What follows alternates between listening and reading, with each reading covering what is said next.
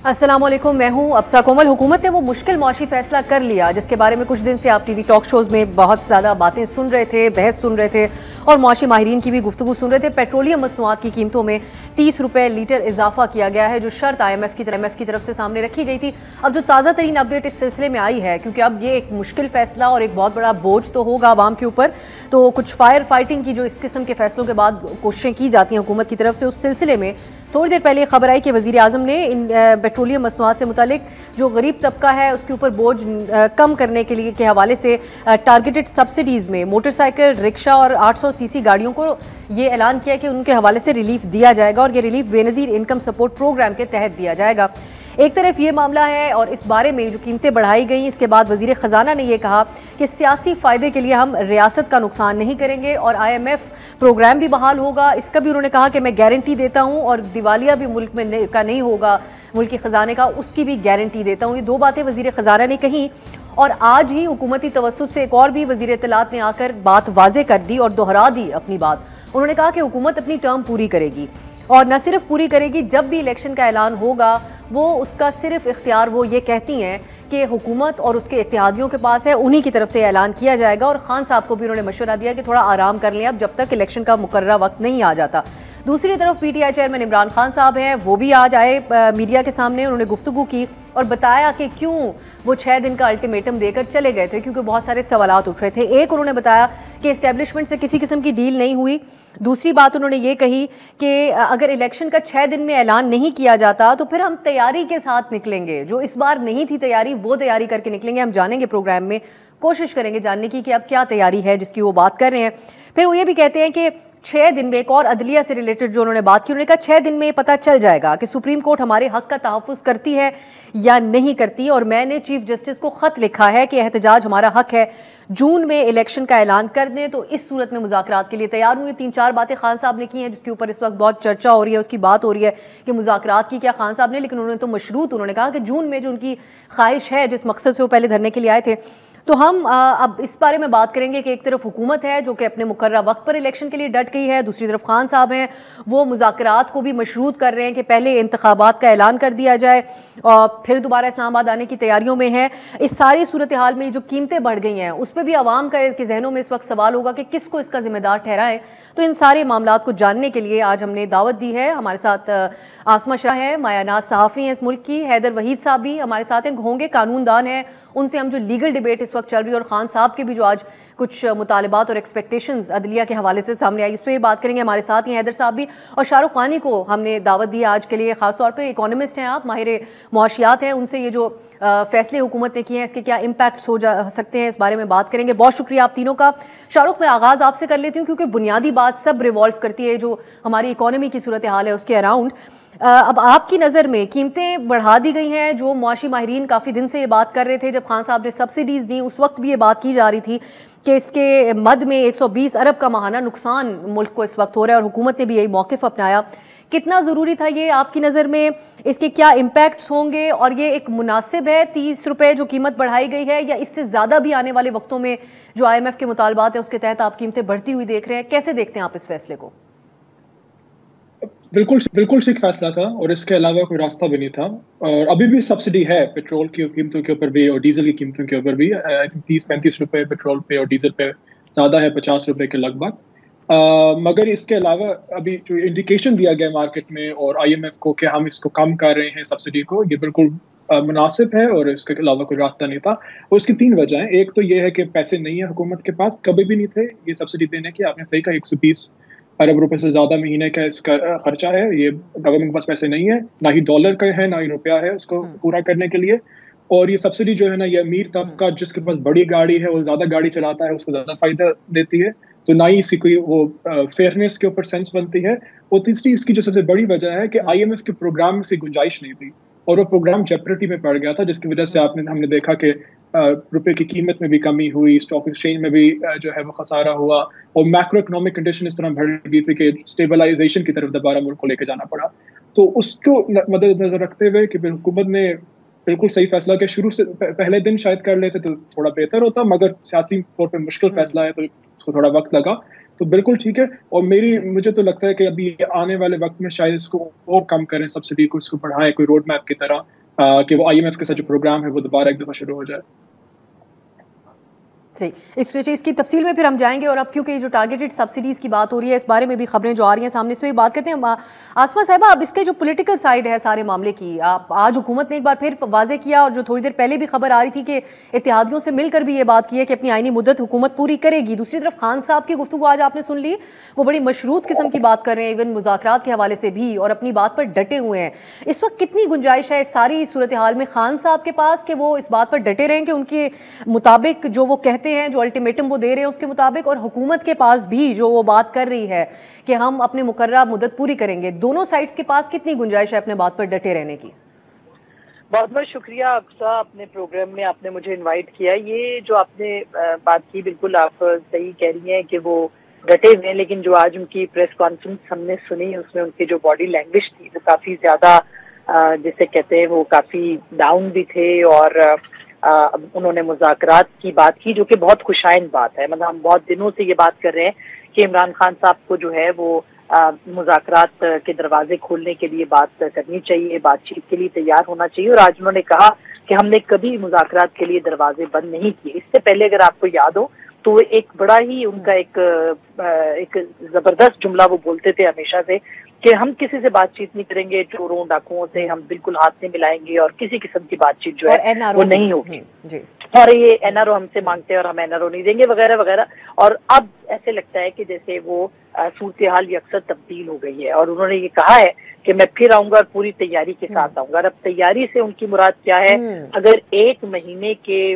جلسے, جو کہ 4 جلسے, پھر وہاں پہ آپ دیکھیں کہ جس اینگل سے PTI اپنی پروڈکشن کے ذریعے سے دکھاتی رہی, اگر اس کو دیکھیں تو بڑے زبردست جلسے جو ہم نے دیکھے. اگر اس کے 1 مہینے کے پے در پے جلسوں کے بعد بھی آپ 10 سے 12 ہزار لوگ اسلام آباد میں لا سکے ہیں, تو اس کا تو مطلب یہ ہے کہ یہ پوری تیاری جو تھی, اب اس کے بعد کیا تیاری ہوگی؟ یہ تیاری کو تھوڑا ایکسپلین کر, ان سے ایک سوال کیا گیا تھا اسما صاحبہ, ان صحافی نے, انہوں نے اس کو ایلیبوریٹ اس طرح کیا کہ اب ہمیں نہیں پتا تھا کہ حکومت کا کیا رویہ ہوگا اگر ہم اسلام آباد جائیں گے, اب ہمیں پتا چل گیا ہے. تو اس کو کنفرنٹیشن کی طرف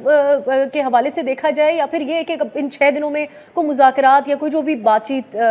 بیہائنڈ دا ڈورز ہو رہی ہے وہ اسی سلسلے میں کچھ وہ چاہ رہے ہیں کہ اس قسم کی تیاری؟ بالکل. دیکھیے, اگر جب وہ خود حکومت میں تھے تو ان کے وہ مشہور تقریر آج کل پھر چل رہی ہے, جو کہ مختلف موقعوں کے اوپر ابسا ان کی تقریروں کے پرانے جو ٹکڑے ہوتے ہیں وہ چلتے رہتے ہیں, جس میں نے کہا کاروبار بند کر دیں, کیا ہم ملک کو دھکیل لیں, معیشت برداشت نہیں کر سکتی وغیرہ وغیرہ. تو اگر آپ نے لا اینڈ آرڈر کی سچویشن کو کنٹرول کرنا ہے تو ظاہر ہے کہ جو صورتحال پیدا کی گئی اسلام آباد کے اندر, اور پھر لاہور میں اسلحہ برآمد کیا گیا, اس کے باوجود ہم یہ کہتے ہیں کہ کسی کو بھی اکٹھے ہونے کا جو اسمبلنگ کا حق ہے وہ کانسٹیٹیوشن نے دیا ہے, وہ ختم نہیں ہونا چاہیے. لیکن ایک دستور, ایک طریقہ ضرور بنانا چاہیے کہ ہر دوسرے دن آپ اسلام آباد کے اوپر کوئی بھی پارٹی, یہ صرف PTI کے لیے نہیں ہے, یہ تحریک لبیک ہو یا یہ پاکستان پیپلز پارٹی ہو یا PMLN ہو, ان کو یہ چڑھائی نہیں کرنی چاہیے. تو تیاری کا مطلب اب ان کا یہ ہوگا اس کے بعد کہ وہ مذاکرات میں جائیں گے, وہ بات چیت کے دروازے انہوں نے کھولے ہیں, ان کچھ لو اور دو کی بنیاد کے اوپر بات کریں گے, اور میرا خیال ہے کہ اس کا جو آغاز ہے وہ ہو چکا ہے. تیاری سے آپ مذاکرات سمجھتی ہیں اور بات چیت سمجھتی ہیں. اب حیدر صاحب, پہلے تو یہ جو بات ابھی آسما صاحبہ بھی کر رہی ہیں کہ کچھ تو حکومت پلان کر رہی ہوگی, تو ہمیں کچھ خبریں بھی اس ذرائع سے یہی رپورٹ ہو رہی ہیں کہ گورنمنٹ اب کچھ سوچ رہی ہے کہ ایک اسلام آباد کے اندر پرماننٹلی ایک بین لگا دیا جائے ریلیز کے انٹر ہونے کے حوالے سے. یہ پہلے تو بنیادی طور پہ جاننا چاہوں گی کہ آئینی طور پہ یہ ممکن ہے؟ آپ سمجھتے ہیں کہ اگر حکومت ایسا اقدام کرنا چاہے تو آئین میں دیے گئے جو حقوق ہیں عوام کے یا پروٹیسٹ کرنے کے, اس کے مطابق اس کو دیکھتے ہوئے ایسا ممکن ہے کہ حکومت کر پائے؟ دیکھیں, ہمیں سمجھنا پڑے گا کہ جو آئینی حقوق ہیں ان کو بیلنس کرنا چاہیے, کیونکہ وہ کئی دفعہ آمنے سامنے آ جاتے ہیں. ایک آپ کا اگر احتجاج کا آئینی حق ہے, تو دوسری طرف ہمارا آئینی حق یہ بھی ہے کہ ہماری حکومت مفلوج ہو کے نہ رہ جائے, ہم اپنے کاروبار پہ جا سکیں, ہمارے بچے امتحانات جو ہے ان تک پہنچ سکیں. تو جہاں احتجاج باقی آئینی حقوق پہ امپنج کرنے لگتا ہے, انکروچ کرنے لگتا ہے, تجاوز کر جاتا ہے اپنے حدود سے, تو وہ حق وہاں پہ ختم ہو جاتا ہے. تو جہاں پہ دوسرا حق شروع ہوتا ہے وہاں پہ پچھلا ختم ہو جاتا ہے. احتجاج کا حق بالکل ہے, احتجاج کا حق وہاں ختم ہو جاتا ہے جہاں دوسرے حقوق پہ جو ہے وہ ان کو روندنا شروع کر دیں. تو یہاں پہ آپ کے سوال کا جواب یہ ہوگا کہ اسلام آباد کہنا کہ یہاں نہیں ہو سکتی ریلیاں، یہ میرے خیال سے ذرا ویگ، براڈ اور غیر مناسب ہوگا. ڈیفینیٹلی یہ ضرور کہا جا سکتا ہے ریڈ زون میں اور جہاں جہاں احتجاج کی جگہیں مختص ہیں، اور اسلام آباد میں بھی مختص ہونی چاہیے. یہ نہیں ہو سکتا ایک شہر ہے وہاں پہ آپ احتجاج کر ہی نہیں سکتے، یہ غلط ہے. آپ شہر پہ مختص جگہوں پہ اجازت دیں، اور بالکل میرے خیال سے ایک انچ کی رعایت نہیں ہونی چاہیے کہ ریڈ زون میں کوئی بھی کر سکے، کیونکہ وہ آپ پھر جو ہے نا میرے ایک شہری کے کسی اور ہر شہری کے آئینی حق کو روند رہے ہیں پھر آپ. کیونکہ میرا حق ہے کہ میری حکومت میں نے لگ کیا جو میرے پیسوں سے کام کرتی ہے وہ کام کر سکے. اوور آل آپ کہتے ہیں کہ یہ نہیں لگتا کہ ممکن ہو سکتا ہے، لیکن مختص جگہوں کے اوپر ایک اور جو خان صاحب نے باتیں کی ہے، صاحب میں ایک شارٹ بریک کی طرف جی جی جی جی جی جی جی جی کہہ دیجیے آپ فائن ٹیون مکمل اس کو کیا جائے گا، اور پورا اسلام آباد نہیں ہوگا، لیکن یہ کانسیپٹ ٹھیک ہے کہ ہر جگہ نہیں ہو سکتا احتجاج. صحیح،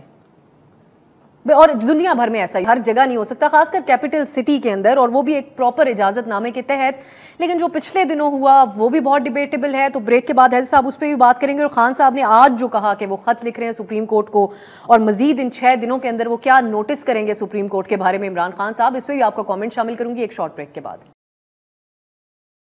بریک کے بعد خوش آمدید. ہم بات کر رہے ہیں پروگرام میں جو معاشی صورتحال ہے اس کے اوپر بھی ایک ایکسپرٹ اوپینین آپ کے لیے. لیگل جو اس وقت ایک ڈیبیٹ ہے ملک میں کافی دن سے جاری ہے، خاص طور پہ عام طور پہ جو عدالتی معاملات ہوتے ہیں اس طرح کی ڈیبیٹ نہیں ہوتی جس طرح آج کل، لیکن وہ جو خان صاحب کے توسط سے وہ تمام اداروں کے بارے میں اس وقت زیر بحث ہیں، اور ہم پولیٹیکل سائڈ کا بھی جائزہ لے رہے ہیں. شاہ رخ، اب آپ سے میں یہ جاننا چاہوں گی کہ آپ آج جب پی ٹی آئی کے جو معاشی ٹیم تھی وہ جب بات کر رہے ہیں تو وہ تنقید کر رہے ہیں یہ قیمتیں بڑھانے کے اوپر، دوسری طرف ایک اور بھی جو گراؤنڈ ریالٹیز ہیں جو فیصلے جاتے جاتے خان صاحب بھی کر کے چلے گئے. تو اب آپ کی نظر میں کیا پی ٹی آئی کی اس وقت تنقید جائز ہے؟ ان کے دور میں پلاننگ کا کس حد تک فقدان رہا، اور آج جہاں پر ہم کھڑے ہوئے ہیں وہ کسی ایک جماعت کے اوپر اس کی ذمہ داری ڈالی جا سکتی ہے، صرف اس حکومت کے اوپر کہ انہوں نے اتنے دن دیر کیوں کی، یا صرف خان صاحب کے اوپر کہ وہ جاتے جاتے کیا فیصلہ کر گئے؟ اس میں تحریک انصاف نے جب یہ ڈیسیشن کی تھی کہ پیٹرولیم کو سبسڈی دیں، اس سے بھی پیسے نہیں تھے ان کے پاس، نہ ہی اس کو بجٹ کیا گیا تھا پراپر طریقے سے. اور جو آئی ایم ایف کے پاس جو ہماری پروگرام کی جو ریسٹرکشنز تھیں اور کنڈیشنز تھیں اس کے وہ خلاف کیے تھے، تو اس کا مطلب تھا کہ وہ پروگرام جیپرٹی میں چلا جاتا. تو یہ پتہ تھا سب کو اس وقت بھی، اور وہ اب سیاست کے اوپر جو کریں وہ الگ بات ہے.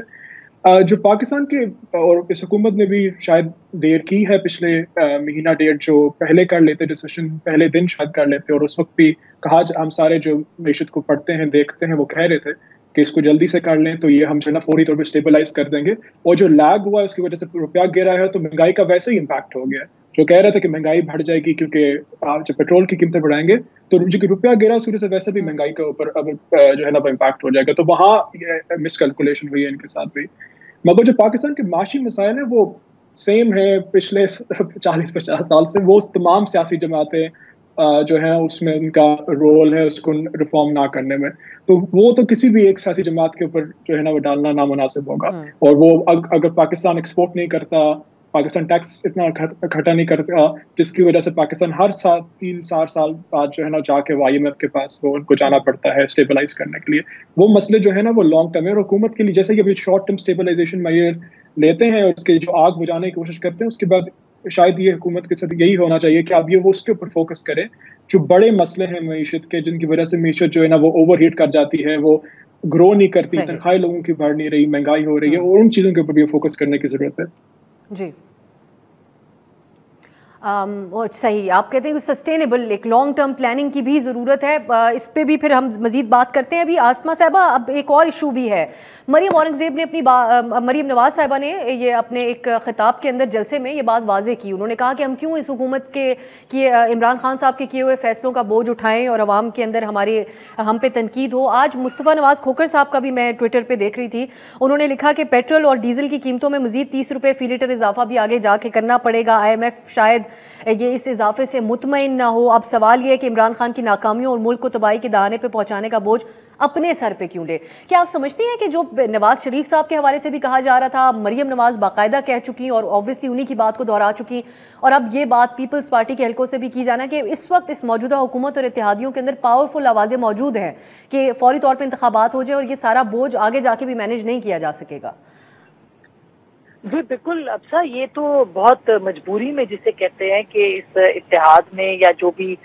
اپوزیشن کا جو پہلے اپوزیشن تھی اب حکومتی اتحاد ہے، انہوں نے اس کو قبول کیا ہے اور کسی نے بھی خوشی سے کو پھولوں کی سیج پہ اس وقت نہ یہ بیٹھے ہیں، نہ عمران خان صاحب اگر واپس آئیں گے تو وہ پھولوں کی سیج پہ بیٹھیں گے۔ سب کو یہ پتا ہے کہ پاکستان کی اکانومی جو ہے وہ کس صورتحال میں ہے، کتنے سخت فیصلے کرنے ہیں، اسی لیے 1 سے 1.5 مہینہ ہو گیا، 1.5 مہینے کی یہ گورنمنٹ ہو گئی ہے اور ان کو اب آ کے انہوں نے یہ فیصلہ کیا کہ پیٹرول کی جو قیمتیں ہیں وہ بڑھانی ہے، اور یہ بڑھانی تھی کیونکہ IMF کا معاہدہ ہے، جیسے آپ کو ابھی بتایا انہوں نے، جو ہمارے معزز ساتھی ہیں ساتھ بیٹھے، تو انہوں نے بتایا جس طرح سے بالکل یہ فیصلہ تو کوئی مجبوری کا فیصلہ تھا اور یہ سب کو نظر آ رہا ہے کہ اگر اسی طرح کے فیصلے ہوئے تو یہ ان پاپولر فیصلے ہوں گے، لیکن یہ اس وقت صورتحال جب اپوزیشن کے رہنماؤں کے سامنے آئی تھی تو جو ہماری اطلاع ہے انہوں نے بھی یہ فیصلہ کیا تھا کہ ہم کیوں یہ بوجھ اٹھائیں جبکہ ہم گالیاں کھائیں اور سب کچھ ہوں اور لوگ بھی ہمیں برا کہیں، تو اس کا جواب پھر خود اپوزیشن نے یہ دیا تھا کہ یہ ملک ہمارا ہے اور ہمیں اس وقت سیاسی قیمتیں بھی اگر چکانی پڑے تو بھی ہمیں پاکستان کے لیے سخت فیصلے کرنے ہیں اور ہمیں واپس آنا ہے، کیونکہ جو معاشی بحران تھا وہ اس وقت اتنا شدید تر ہو گیا تھا کہ عمران خان صاحب کی جو حکومت ہے اس سے وہ کنٹرول نہیں ہو پا رہا تھا، اور اس بات کی ریئلائزیشن جو مقتدر حلقے ہیں ان کے اندر بھی بہت زیادہ تھی، سیاسی جماعتوں کے پاس بھی تھی، اور آپ کو یاد ہوگا کہ یہ بات عمران خان کے صاحب کے جانے سے 2 مہینے پہلے شروع ہو گئی تھی کہ اگر پاکستان کی یہی کنڈیشن رہی تو پاکستان ڈیفالٹ کر جائے گا یا سری لنکا والی صورتحال جو ہے وہ سامنے آ جائے گی، اور سری لنکا میں صورتحال یہ تھی پچھلے ہفتے کہ پورے سری لنکا میں تیل کی ایک بوند بھی دستیاب نہیں تھی، تو کیا ایک نیوکلیئر اسٹیٹ جو ہے وہ یہ افورڈ کر سکتی ہے یا نہیں؟ لیکن اس صورتحال میں آسما صاحبہ جب یہ باتیں بھی، یہ خوف بھی موجود تھا کہ یہ اطلاعات آ رہی تھی کہ حکومت چاہ رہی ہے کہ ادارے بھی اس حوالے سے کوئی بات واضح کر دیں کہ ان کی یہ ٹرم پوری ہو جائے گی، یہ فیصلے کرنے کے بعد ان کی حکومت نہ چلی جائے، اس سچویشن میں کیا آپ سمجھتی ہیں کہ کوئی ایسی بھی ایشورنس دی گئی ہے اس حکومت اور ان کے اتحادیوں کو، اور دوسری طرف خان صاحب کے ساتھ بھی کیا کسی لیول کے اوپر انگیج کیا جا رہا ہے جو وہ یہ کہتے ہیں کہ میں نے اعلان 25 کا کیا تھا، مجھے آگے بڑھانے کا کہا جا رہا تھا لیکن میں نے نہیں کیا اور اپنی مرضی کے مطابق آ گیا؟ دونوں طرف آپ سمجھتی ہیں کہ انگیج کیا جا رہا ہے اس سلسلے میں؟ دیکھیے افسر، سب سے پہلی بات تو یہ کہ عمران خان صاحب نے جو دھرنا آ کے نہیں دیا وہ اسی لیے نہیں دیا کہ ان کو سمجھ آ گئی کہ لوگ ان کے ساتھ نہیں ہیں، ان کے پاس نمبرز موجود نہیں تھے، دھرنا نہیں دیا۔ اس کے بعد اس سے پہلے 2 دن سے مذاکرات چل رہے تھے، انہوں نے بہت جلد بازی میں کال دی تھی اور اس کے بعد سے انہوں نے اسپیکر صاحب جو راجہ پرویز اشرف صاحب ہیں ان کے گھر کے اوپر جو میٹنگ ہوئی ان میٹنگز کے اندر یہ ساری باتیں ہو گئی تھی، شاہ محمود قریشی صاحب اور سب لوگ وہاں پہ آئے تھے، وہاں پہ تلخ کلامی بھی کافی زیادہ ہو گئی تھی، لیکن یہ جو بیک ڈور چینلز تھے یہ ان کا رابطہ شروع ہو گیا تھا، اور پھر عمران خان صاحب نے نیوٹرلز کو بھی اپروچ کیا تھا کہ آپ ان کو صورتحال جب نظر آ گئی تو انہوں نے ان کو بھی یہ کہا تھا کہ ہم بات چیت کرنے کے لیے تیار ہیں، یا جو بھی صورتحال ہے اس میں ہمیں ایک فیس سیونگ جو ہے وہ چاہیے اور رستے کھولے جائیں، اور پھر عدالت جو ہے وہ بیچ میں، ظاہر ہے کہ جو خود اسد عمر صاحب وہ درخواست لے کے گئے تھے ان کی استدعا کے اوپر عدالت نے ان کو اجازت دی کہ وہ آ جائے۔ تو میرا خیال ہے کہ یہ بالکل یہ بات درست ہے کہ دونوں طرف مذاکرات کی خواہش ہے، اسی لیے کل شہباز شریف صاحب نے ہاؤس میں جو تقریر کی تھی اس میں انہوں نے ان کو دعوت دی تھی کہ آپ آ جائیں اور آ کے بات کریں، اور انہوں نے ایک کمیٹی بنانے کی بات کی تھی۔ یہ مذاکرات اور وہاں سے جو آج مثبت جواب آیا ہے کہ ہم مذاکرات کے لیے ہم نے دروازے کبھی بند نہیں کیے، اس کا مطلب یہ ہے کہ اب اسمبلیوں میں واپسی کے لیے بھی بات ہوگی، اور اگر اسمبلیوں ساتھ ہی لیکن یہ خبر آنا کہ حکومت چاہ رہی ہے کہ استعفے قبول کر لیں شیریں مزاری کے، شاہ محمود قریشی صاحب کا، اور یہ کچھ ذرائع بتا رہے ہیں کہ فواد چوہدری صاحب کا بھی، اس پہ بھی غور کیا جا رہا ہے، اور پھر اگر بات چیت ہوئی بھی ہے تو وہ پھر عمران خان صاحب یہ بات مشروط کیوں کرتے ہیں مذاکرات کی بات کرنے کے ساتھ کہ میں آؤں گا جون تک پہلے اعلان کر دیں الیکشن کا پھر ہم مذاکرات کر سکتے ہیں؟ دیکھیے میرے خیال ہے عمران خان صاحب تو یہ بات بار بار کہتے رہیں گے، وہ تو جو 25 کی صبح تک یہ بات کر رہے تھے کہ 25 لاکھ لوگ ہمارے ساتھ آ رہے ہیں، ان کو بہت گراؤنڈ ریالٹیز ان کو پتہ چل گئی ہیں، کے پی کے میں کوئی رکاوٹیں نہیں تھیں، اس کے باوجود وہ بڑا کراؤڈ لانے میں وہاں سے ناکام ہوئے ہیں، اور ابھی بھی ان کو یہ بات سمجھ میں آ گئی ہے کہ الیکشن تک جانے کے لیے یہ ساری چیزیں کرنی پڑیں گی۔ اور دیکھیے حکومت اب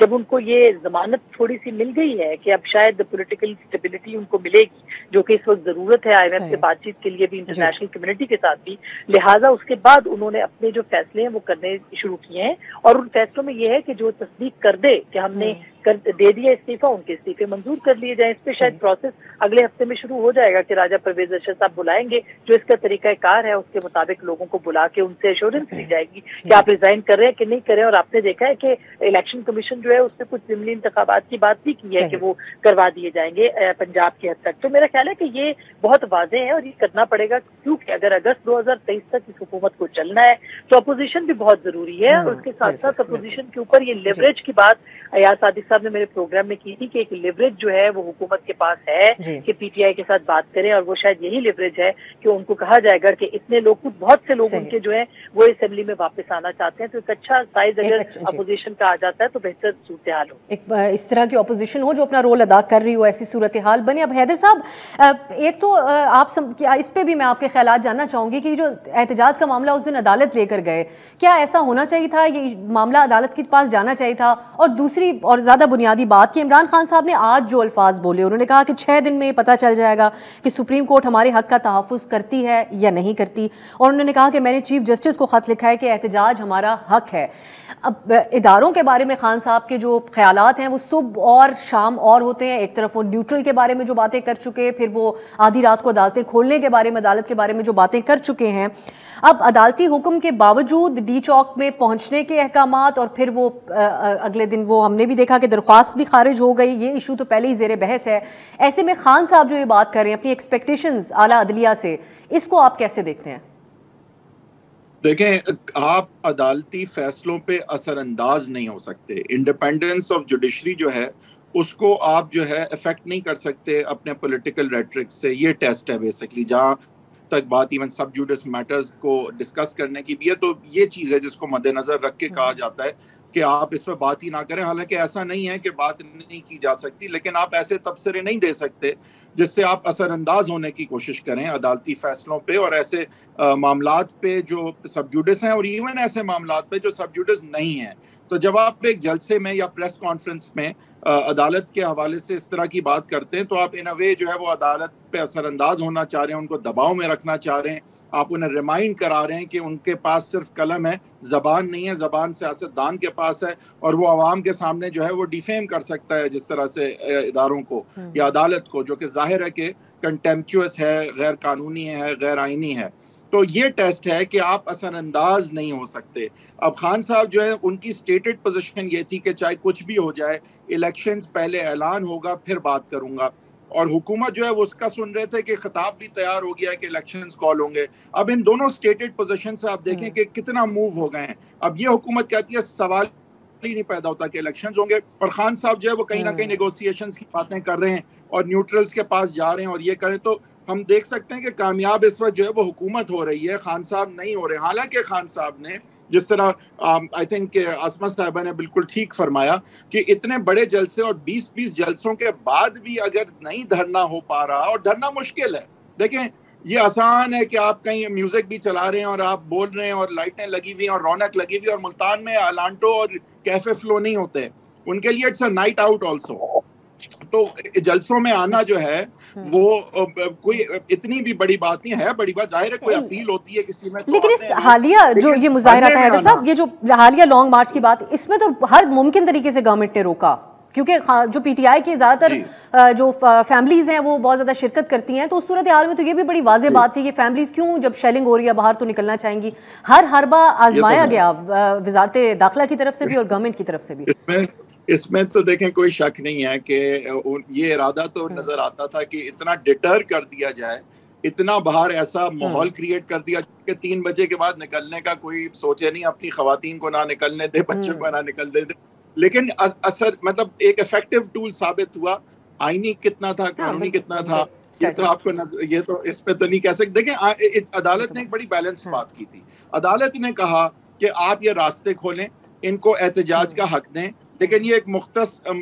जगह पे आए और वहां पे एहतजाज करें और घर जाएं। तो ये बिल्कुल बैलेंस बात थी। देखें, ना कंटेनर लगाना सही है, ना रास्ते रोकना सही है, ना डी चौक पे आना सही है, ना हुकूमत को ब्लैकमेल करना सही है। आप आए, एहतजाज करें, घर जाएं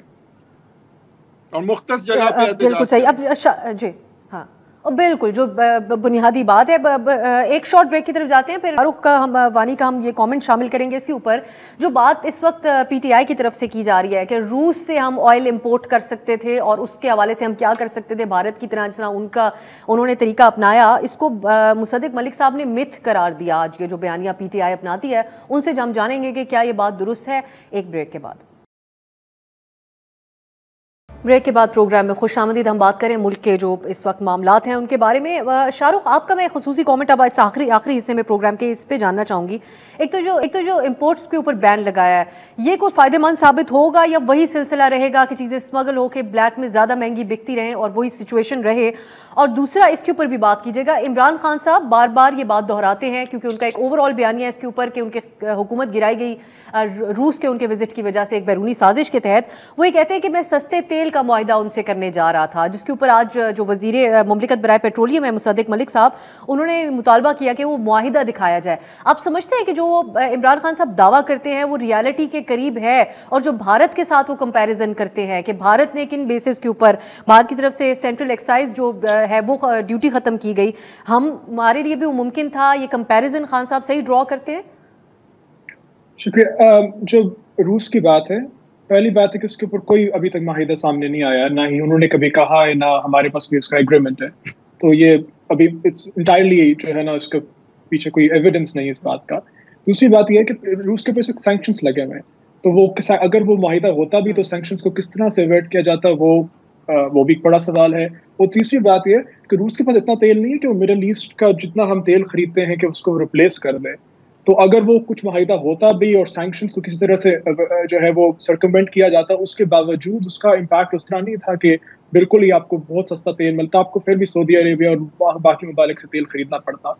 اور پروسیسنگ کے حوالے سے بھی کسی نے سوال اٹھایا تھا ویسے. جی, پروسیسنگ کی کیپیسٹی نہیں ہے ان کا تیل کی, وہ اگر کیپیسٹی آپ کہیں ان سے ریفائن کر کے بھی لے لیں, اس کے باوجود مطلب یہ لاٹ آف کمپلیکیشن, اور اس بیانے کے پیچھے کچھ خاص ایویڈنس نہیں ہے. اور جو بھارت کی بات ہے, بھارت نے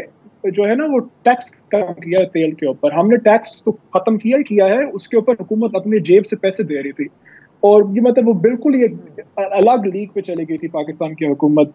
کہ اپنے جیب سے پیسہ دینا شروع کر دیا تھا کہ پیٹرول کی قیمتیں کم کرے. تو وہ ایک کمپیریزن از ناٹ جسٹیفائڈ. اور دوسری بات ہے, بھارت کے پاس $500 ارب سے زیادہ کا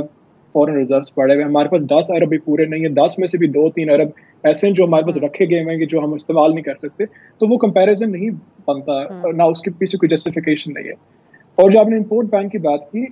امپورٹ بین جو ہے جو میں دیکھتا ہوں, میں اس کو ایک سیاسی اور ایک سگنلنگ کا امپیکٹ دیکھ رہا ہوں, کیونکہ اس کا بھی کوئی سگنیفیکنٹ امپیکٹ نہیں ہوگا پاکستان کی ٹریڈ کے اوپر. اس سے صرف سب سے بڑا فائدہ جو ہے وہ اسمگلرس کو ہے, وہ جو ہیں ان کو پیسے کمائیں گے. مگر اس کا $1-1.5 ارب کا فرق ہے, جس میں زیادہ تر جو فرق ہے وہ جو امپورٹ کا آپ کے بل پہ امپیکٹ ہوگا وہ گاڑیوں کا اور ٹیلی فون کا, اور جو باقی جو چیزیں ہیں جو پیٹ فوڈ ہو گیا اور چاکلیٹس وغیرہ وہ تو نہ ہونے کے برابر ہے. تو وہ اس کرنے کی ضرورت ہی نہیں تھی. جو فوکس ہے وہ ایکسپورٹس بڑھانے پہ تھا ہونا چاہیے, اور ساتھ جو آپ کا فیول سبسڈیز کو کم کرنے, جو میکرو اسٹیبلائزیشن کریں. تو یہ دس از دا کور آف فوکس. امپورٹ کو ریسٹرکٹ کرنا از کاؤنٹر پروڈکٹیو. ٹھیک ہے.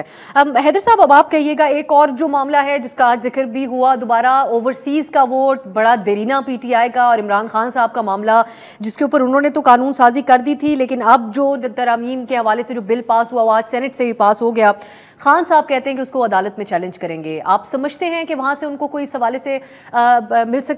سکتا ہے ریلیف؟ اور دوسری بات یہ بھی کہے گا کہ یہ جو الیکشنز کے حوالے سے معاملات ہیں, یہ آپ سمجھتے ہیں کہ متنازع ہو جائیں گے کہ اگر بٹھایا نہ گیا ساتھ تمام فریقین کو, اور حکومت بھی اس بارے میں سوچ سمجھ کر فیصلے کرے؟ اس میں کوئی شک نہیں ہے, آپ بالکل درست فرما رہی ہیں. لیکن پہلے آپ کے سوال کا پہلے میں جواب دے دوں.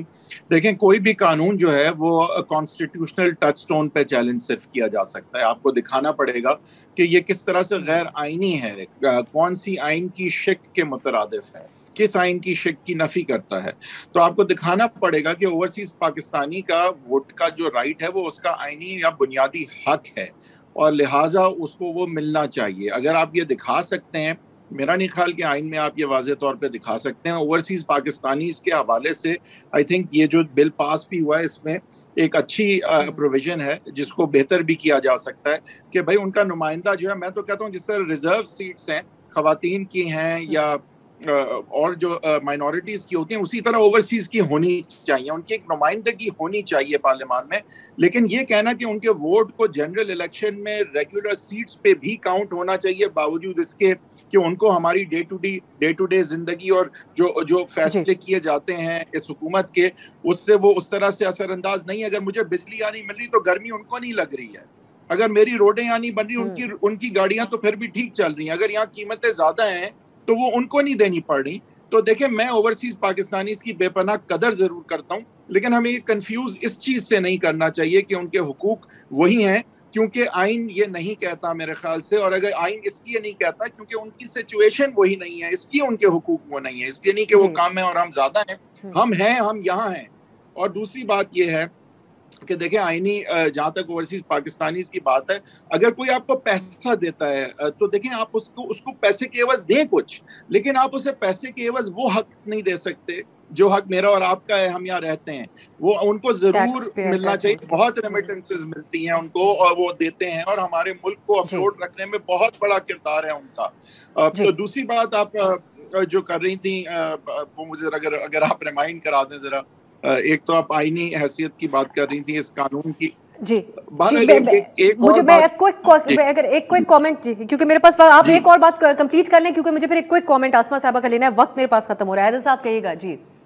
جی دیکھیں میرا صرف یہ کہنا ہے کہ خان صاحب جو ہیں انہوں نے ایک ایکسٹریم پوزیشن لی, اور ان کا گیم سارا یہ تھا کہ دباؤ میں کسی طرح سے, کیونکہ دیکھیں ان کی آڈینس ایک انسان, دو انسان, تین انسان ہے, ان کی آڈینس جو ہے وہ ہزاروں لوگ نہیں ہیں جو جلسے میں آپ کو نظر آتے ہیں. وہ بس چاہتے ہیں کچھ لوگ اتنے نروس ہو جائیں بس کہ وہ آگے سے کہیں کہ نہیں ہم نے اس کا ملبہ نہیں لینا, اب آپ کرائیں, الیکشن کرائیں. تو ان کی آڈینس جو ہے نا, وہ آپ یہ نہ سمجھیں کہ میں اور آپ ہیں یا ایون وہ لوگ ہیں جو جلسوں میں آ رہے ہیں, وہ ضرور ان کے ٹولز ہیں اور وہ اس بنیاد پہ بات کرتے ہیں, اس بنیاد پہ دباؤ ڈالتے ہیں. اس پہ کسی اور دن میں نشست کر کے حیدر صاحب میں ضرور اس کے اوپر ڈیبیٹ چاہوں گی کہ کسی حد تک تو دباؤ جو ہمیں ایویڈنس نظر آتا ہے اس میں ڈالنے میں کامیاب رہے ہیں خان صاحب. اب آگے کیا ہوتا ہے وہ تو پتہ چلے گا. آسما صاحب ایک کوئی کامنٹ آپ کا آخر میں, 6 دن بعد ایک اور ڈیڈ لائن خان صاحب کی طرف سے آئے گی یا اب یہ معاملات کنٹرول میں ہے گورنمنٹ کے؟ دیکھیے معاملات تو کنٹرول میں, جو پچھلا جو دھرنے میں یا دھرنا دینے کی جو کوشش تھی عمران خان صاحب کی, اس کو جس طرح سے انہوں نے کنٹرول کیا ہے, میرا خیال ہے وہ کافی حد تک اس میں کامیاب بھی ہوئے ہیں. لیکن سب سے زیادہ تو یہی سوال پی ٹی آئی کے لیے ہے کہ کیا پی ٹی آئی کے لوگ نکلنے کے لیے تیار ہوں گے. ان کی اپنی جو لیڈرشپ ہے وہ بھی نہیں نکلی ہے پچھلے جو 25 تاریخ کو کل جو دھرنا ہوا تھا. تو میرا خیال ہے پرسوں جو احتجاج ہوا تھا, تو میرا خیال ہے کہ ان کے لیے سب سے زیادہ مشکل کام یہی ہے کہ اس وقت وہ اپنے لیڈرز کو کیسے باہر نکالیں, اور اگلے آنے والے دنوں میں ان لیڈرز کو بھی فیصلہ کرنا ہے, اور خان صاحب کو بھی کہ دہلی میں جا کے واپس پالیٹکس کرنی ہے یا پھر یہ کہ سڑکوں پہ اسی طرح سے احتجاج پہ احتجاج کرنا ہے,